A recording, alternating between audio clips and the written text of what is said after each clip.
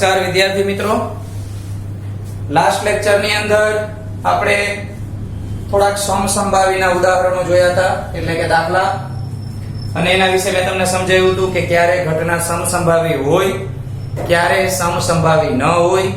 વારંવાર એટલે રિપીટ કરું છું કે એ આપણા મગજમાં એક વખત છપાઈ જાય. તો સમસંભાવીની વાત આપણે કરી હતી, જે ઘટના સંભવ હોય કે એમાં બીજા કોઈ ઓપ્શન વિચારી જ ન શકાય, તો એવી ઘટનાઓને આપણે સમસંભાવી કહીએ છીએ. જેમાં બીજા ઓપ્શન હોઈ શકે એને આપણે સમસંભાવી કહી શકીએ નહીં. તો આપણા સ્વાધ્યાય 15.1 ની અંદર આપણે આગળના દાખલામાં જોઈએ તો પાંચમો દાખલો આપણે પહોંચ્યા હતા. પેજ નંબર છે 268. તો આ દાખલાની વિગતો કંઈક આ રીતે છે પાંચમા દાખલામાં કે P of E એટલે પ્રોબેબિલિટી ઓફ E, આ P of E આપણને આપેલ છે 0.05 અને E નહીં તો E અને E નહીં તો E અને E નહીં તો આપણે એને કહેશું P of E dash. તો આપણને P of E dash પૂછ્યો છે. તો આપણું સૂત્ર, આપણા સૂત્રની અંદર આપણે P of A plus P of A dash બરાબર 1 આવું સમજાતા. તો દર વખતે P of A જ ન હોય, એનું નામ ચેન્જ થઈ જાય તો આપણે સૂત્ર તો એને જ રાખવાનું છે, બીજી ગણતરીમાં કઈ જાજો ફેર થાય નહીં. તો આપણું સૂત્ર લખીએ કે P of E plus P of E dash બરાબર 1. જો યાદ રાખજો આ પોઈન્ટમાં આપેલું છે તો આ પોઈન્ટ વાળું અહીંયા લખશું કિંમત એની, અને P of E dash ને આપણે કરતા બનાવશું, એટલે કે 0.05 ને આ બાજુ લઈ જઈ બાદબાકી કરી નાખશું. દરેક વખતે બહુ ઝાઝો ફેર નહીં હોય. આ આપેલું છે તો આ મેળવવાનું કહેશે, જો આ આપેલું હોય તો P of E મેળવવાનો કહેશે. તો આપણે P of E છે એ 0.05 લખીએ વત્તા P of E dash બરાબર 1. આ 0.05 આગળ કાંઈ નિશાની નથી તો એ પ્લસ ની નિશાની હોય, એ સામે બાજુએ લઈ જાય તો એ બાદ થાય. તો આ બાદ માટે અહીંયા સામે લઈ જાય કે P of E dash બરાબર 1 ઓછા 0.05. બાદ બાકી અહીંયા હું સાઈડમાં કરીને બતાવું છું કે 1.00 ઓછા 0.05. જે વિદ્યાર્થીઓને બાદબાકીમાં પ્રશ્ન હોય એ લોકો ખાસ ધ્યાન આપે. કોઈ પણ વખતે તમે બાદબાકી કરો ત્યારે આ દશાંશ ચિહ્ન એટલે કે પોઈન્ટની નીચે પોઈન્ટ આવવા જોઈએ. તો આ બાદબાકી માટે આપણે અહીંયા 0, અહીંયા 9, અહીંયા 10, 10 માંથી 5 જશે તો 5, 9 ના 9 અને 0. તો 0.95 એટલે કે 95 આપણને આનો જવાબ મળે. તો આપણને ફાઇનલ આન્સર મળી ગયો. હવે વિગત 1 માર્કમાં બહુ પૂછાય છે એટલે ખાસ આને યાદ રાખી અને તૈયારી કરવી. ત્યાર પછી આપણે જોઈએ દાખલા નંબર 6. છઠ્ઠા દાખલામાં લખ્યું છે એ વિગતો આપણે પહેલા સમજીએ. તો દાખલા નંબર 6. એક થેલામાં લીંબુના સ્વાદની જે મીઠાઈઓ છે, માલીની થેલામાં જોયા વગર એક મીઠાઈ બહાર કાઢે છે. તે નંબર 1 નારંગીના સ્વાદની મીઠાઈ હોય, નંબર 2 લીંબુના સ્વાદની મીઠાઈ હોય તેની સંભાવના કેટલી? તો અહીંયા આગળ આપણે કુલ પરિણામ કેવું તો કઈ આવતું નથી, હજી દાખલાની શરૂઆત જ છે. તો જોઈ શકીએ છીએ કે જે થેલો છે એમાં જ લીંબુના સ્વાદની મીઠાઈ છે, બીજા કઈ સ્વાદની મીઠાઈ છે જ નહીં. લેમન ફ્લેવરની મીઠાઈ છે. હવે એમાં થેલામાં હાથ નાખશો તો લેમન ફ્લેવરની જ નીકળે, એમાં કઈ ઓરેન્જ એટલે કે નારંગીના સ્વાદની મીઠાઈ નીકળે નહીં. તો નંબર 1 ના જવાબ માટે આપણે આ રીતે લખશું. નારંગીના સ્વાદની મીઠાઈ હોય, નારંગીના સ્વાદની મીઠાઈ હોય તે ઘટના અશક્ય ઘટના છે. હમણાં આપણે 1 માર્કની વિગતમાં લખ્યું હતું. અશક્ય ઘટના હોવાથી તેની સંભાવના 0 મળે. કારણ કે જે થેલામાં નારંગીના સ્વાદની મીઠાઈ છે જ નહીં તો એમાંથી કઈ નારંગીના સ્વાદની મીઠાઈ નીકળે નહીં. અને નંબર 2 માં કીધું લીંબુના સ્વાદની મીઠાઈ હોય. લીંબુના સ્વાદની મીઠાઈ હોય તે ઘટના આપણે 2 શબ્દ કીધા હતા, કાં તો નિશ્ચિત હોય અથવા તો શક્ય. તો શક્ય ઘટના હોવાથી તેની સંભાવના 1 મળે. તો આ રીતે આપણે જોઈ શકીએ છીએ કે જે વસ્તુ પોસિબલ જ છે, ખબર જ છે કે આ થશે, એનો જવાબ 1 આવે. શક્ય ઘટના જે નથી જ થવાનું એ આવશે 0. આપણે બોલપેન ભરેલો એક થેલો હોય અને એમાં હાથ નાખીએ, ખબર જ છે કે બધી બોલપેન જ છે એવું કહેવામાં આવ્યું હોય, તો અંદરથી કઈ પેન્સિલ તો નીકળે નહીં. તો પેન્સિલ નીકળવાની સંભાવના પૂછે તો 0 લખવાની, પણ બોલપેન તો ઈ તો નીકળવાની જ છે, તો એની સંભાવના 1 થાય. ત્યાર પછી દાખલા નંબર 7 માટે આપેલ છે કે 3 વિદ્યાર્થીઓના સમૂહમાં 2 વિદ્યાર્થીઓનો જન્મદિવસ સમાન ન હોય તેની સંભાવના 0.992 છે. તો સૌથી પહેલા આપણે આ ડિટેલ છે એને આપણા સૂત્ર પ્રમાણે, એટલે કે આ સૂત્ર લખ્યું હતું એના પ્રમાણે ગોઠવવી છે. તો એ ગોઠવવા માટે પહેલા આપણે બે ઘટનાને નામ આપી દઈએ કે વિદ્યાર્થીઓનો જન્મદિવસ સમાન ન હોય.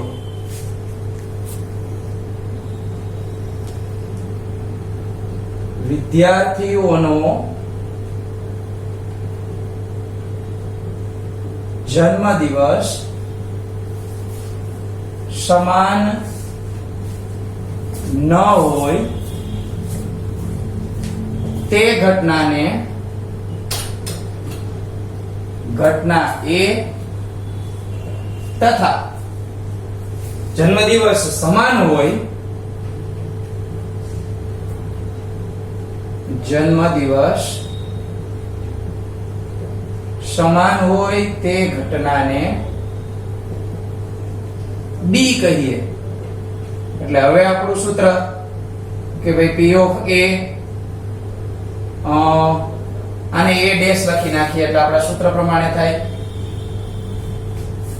Plus P of A dash બરાબર 1.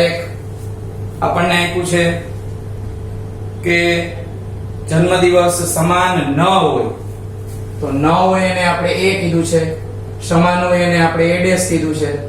તો અહીં આપણે એની કિંમતો લખતા જાય 0.992. P of A ડેશ આપણી પાસે નથી, અહીંયા આગળ આને સહીમાની જેમ બાદબાકી માટે લઈ જાશું. તો P of A ડેશ 1 ઓછા 0.992. અહીં આપણે એનું રફ વર્ક કરી લઈએ કે પોઈન્ટ પાછળ 3 આંકડા છે એટલે 3 0 લખું છું, એમાંથી મારે 0.992 બાદ કરવા છે. અહીંથી છેકથી 10 કો લેવો પડે, અહીંયા 0 9 9 અને 10. 10 માંથી 2 બાદ કરીએ તો 8 મળશે, 9 માંથી 9 બાદ કરીએ તો 0 મળશે, 9 માંથી 9 બાદ કરીએ તો 0 મળશે, 0 ના 0 અને પોઈન્ટ પણ એમને લખવાના રહે. તો આ દાખલાની અંદર આપણને P of A ડેશ છે એ 0.008 મળે.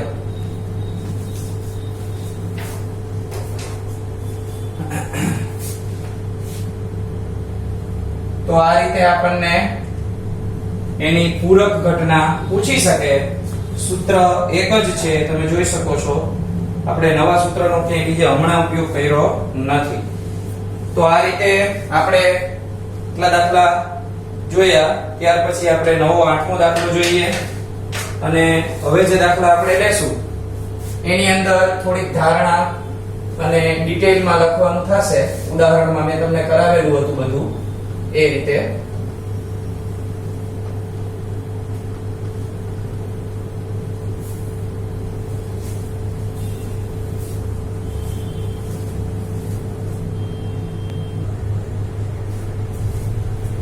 તો હવે આપણે દાખલા નંબર 8 માં જોઈએ શું આપેલું છે. રકમ પહેલા સમજશું સરખી રીતે. એક થેલામાં 3 લાલ અને 5 કાળા દડા છે. થેલામાંથી એક દડો યાદચ્છિક રીતે જોયા વગર કાઢવામાં આવે છે. બહાર કાઢેલો દડો નંબર 1 લાલ હોય, નંબર 2 લાલ ન હોય તેની સંભાવના કેટલી? તો સૌથી પહેલા તો આપણે કુલ પરિણામો લખીએ. તો લાલ દડા પ્લસ કાળા દડા, લાલ દડા પ્લસ કાળા દડા બરાબર કુલ. તો 3 લાલ છે અને 5 કાળા દડા છે, તો આપણને કુલ પરિણામ છે 8 મળ્યા. નંબર 1 લાલ દડો હોય તેની સંભાવના આપણને પૂછી છે, તો લખીએ લાલ દડો હોય તેની સંભાવના. તો લાલ દડો હોય તેની સંભાવના આપણે ધારણા કરીએ. ડિટેલમાં લખવાનું છે. વાત કરી હતી મેં તમને લાસ્ટ ટાઈમ કે ધારો કે આ ઘટનાને ઘટના A કહીએ તથા હવે લાલ દડા કેટલા છે આપણી પાસે? 3. તો લાલ દડા ક્યારે નીકળશે? એ 3 જ છે, એટલે એના માટે આપણે ઉદ્ભવતા પરિણામ કેટલા મળે? 3 મળે. તથા આ ઘટના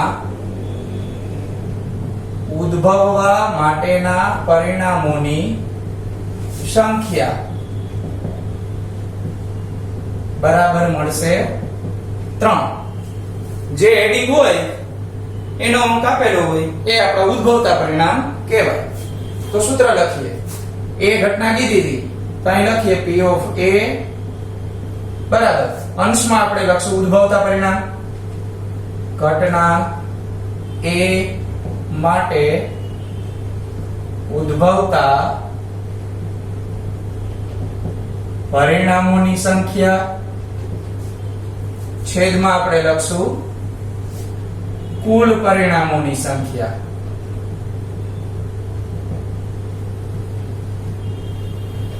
તો આ મળે 3 અને કુલ પરિણામ આપણી પાસે હતા 8. તો P of A આપણને 3/8 મળે.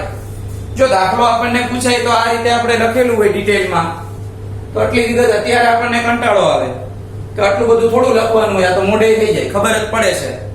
બધી વાત સાચી, પણ જે વસ્તુ આપણને જેટલા માર્કમાં પૂછી હોય એ પ્રમાણે આપણે એનું લખાણ આપવું પડે, એ રીત એની આપવી પડે. નંબર 2 માં આપણને કીધું છે લાલ ન હોય તેની સંભાવના. તો એના માટે હેડિંગ લખીએ લાલ દડો ન હોય તેની સંભાવના. તો લાલ દડો ન હોય તો બીજો દડો કયા રંગનો હતો? કાળા રંગનો. તો ઈ 5 હોઈ શકે. તો આ જ વસ્તુ આપણે ફરીથી લખશું, અહીંયા ચેન્જ કરશું B. ધારો કે આ ઘટનાને ઘટના B કહીએ તથા આ ઘટના ઉદ્ભવવા માટેના પરિણામોની સંખ્યા કેટલી મળશે આપણને? 5. તો આનું સૂત્ર P of B બરાબર ઘટના B માટે ઉદ્ભવતા પરિણામોની સંખ્યા છેદમાં કુલ પરિણામોની સંખ્યા. તો આપણને કેટલી મળી છે? 5 અને એના છેદમાં લખશું 8. તો P of B બરાબર 5/8. આ રીતે આપણને આન્સર મળે. આ દાખલો આપણે પરફેક્ટ કર્યો કહેવાય. આમાં ક્યાંય આપણે કાપકૂપ કે એવું કંઈ કરેલું નથી. તો આટલી ડિટેલ આપણે લખવાની રહે. ત્યાર પછી આપણે જોઈએ પછીનો દાખલો 9મો દાખલો. તો દાખલા નંબર 9 ની અંદર જોઈએ આપણે, એમાં આપણને શું કીધું છે ચેક કરીએ. એક પેટીમાં 5 લાલ લખોટીઓ, 8 સફેદ લખોટીઓ અને 4 લીલી લખોટીઓ છે. તો સૌથી પહેલા તો આની જેમ આપણે લખી નાખીએ કે લાલ લખોટીઓ કેટલી છે? તો કે 5. પછી સફેદ એ છે 8 અને લીલી એ છે આપણી પાસે 4. તો 5 ને 8 13. તો અહીંયા આગળ આપણને કુલ લખોટી 17 લખોટીઓ મળી.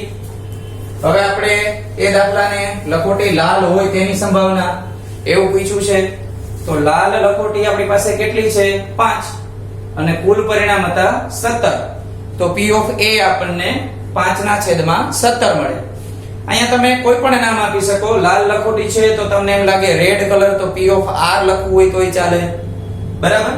તો શબ્દમાં કાંઈ બહુ અગત્યનું નથી, એટલે P of A B C continue રાખી શકો. બીજી આપણને વિગત પૂછી છે લખોટી સફેદ હોય તેની સંભાવના. તો સફેદ માટે આપણે P of B ધારણા કરી હોય, અને અહીંયા આગળ મેં તમને કીધું હતું જેટલું લખાણ આપણે લખેલું છે એ બધું તમારે અહીંયા લખવાનું હોય. તો P of B બરાબર 8/17 મળ્યા, કારણ કે સફેદ લખોટી 8 છે.